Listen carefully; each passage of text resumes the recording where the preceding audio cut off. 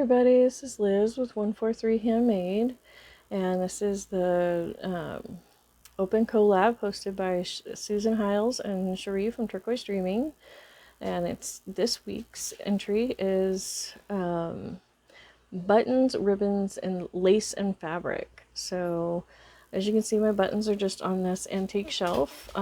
This shelf has been in my family for 4 generations. And I have some of the original teacups that my great-great-grandmother bought the shelf for. They're in protected storage right now because I have so many pets and not a real good place to display them. So, but the shelf right now is just sitting on top of this other shelf, but it does in fact hang, and eventually I'll get it hung. But right on top are those are tennis ball tubes full of buttons, and then I have all these little jars where I've somewhat organized some of my buttons. There's even more behind that candle, and so, but that's where the majority of my buttons are. Most of those buttons came from either my grandmother or my husband's grandmother. You know, the bulk of them. Obviously, I've purchased some novelty buttons and things over the years, but I don't think I've ever bought black or white buttons. So, and as you can see, I have a ton of both. So thank you, grandmas. So actually, that's my grandma's hiding right here. I'll pull this out. There's my grandma right there. Those were mostly her buttons.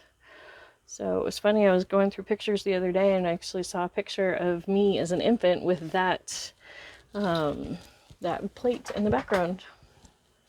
So that plate is older than me. But anyways, so yeah, there's my buttons. And then it was panning down.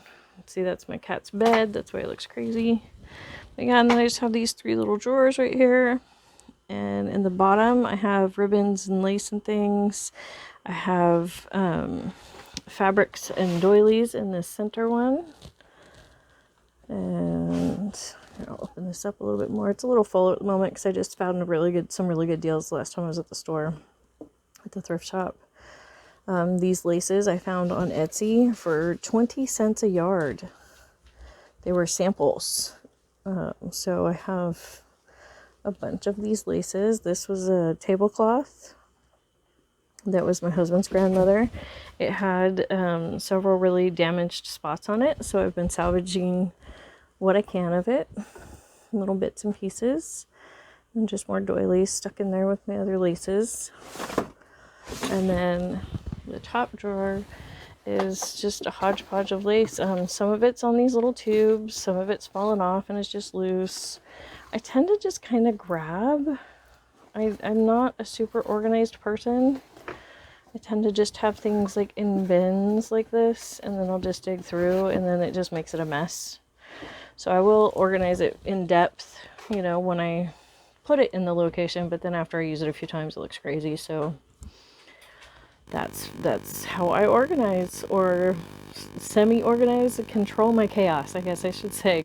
I tend to just tame the chaos. I don't do true organization because I just can't maintain it. I'm capable of it. I'm capable of creating really organized systems, you know, with all the labels and this and that and the other, but once I actually start creating, it just doesn't happen. So, but yep, there's me in a nutshell, my organization in a nutshell. Thanks for watching. Don't forget to like and subscribe. I greatly appreciate your time.